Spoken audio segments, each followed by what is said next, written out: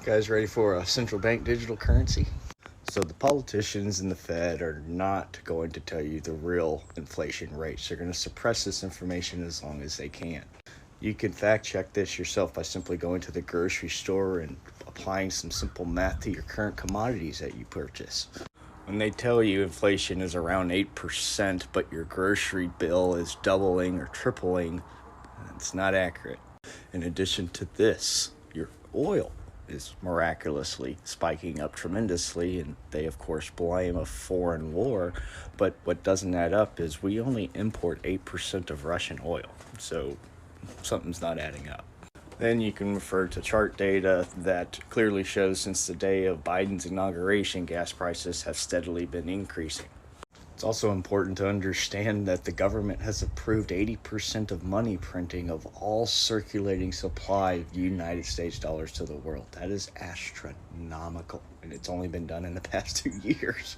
And understanding that not very many Americans can read, but you can actually go online and search where your money is being sent, your tax dollars, and you don't have to believe me, it's still true, but that money, about half of it is being sent overseas.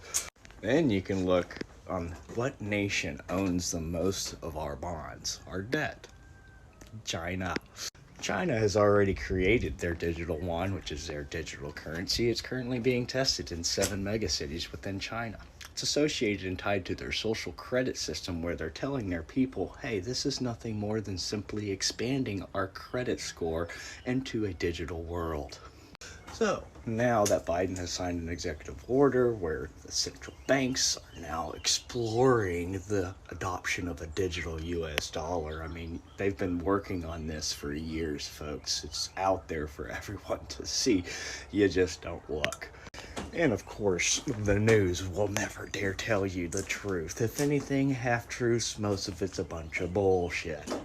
You have to remove yourself from the distractions and the cover-ups. COVID was a very clear pandemic and many strategic, let's just say I'm naive, and governments took opportunities that arose from the pandemic in order to do this. The whole doom and gloom narrative of World War III and Russian invasion and the creation of the Soviet Union, all of this is a distraction. And if you were to remove yourself and look at the financial aspect of everything transpiring around the world, you would be able to very clearly see what is happening. They even tell us what they're going to do. You know, the Build Back Better narrative? Well, they're going to, but they have to destroy it first.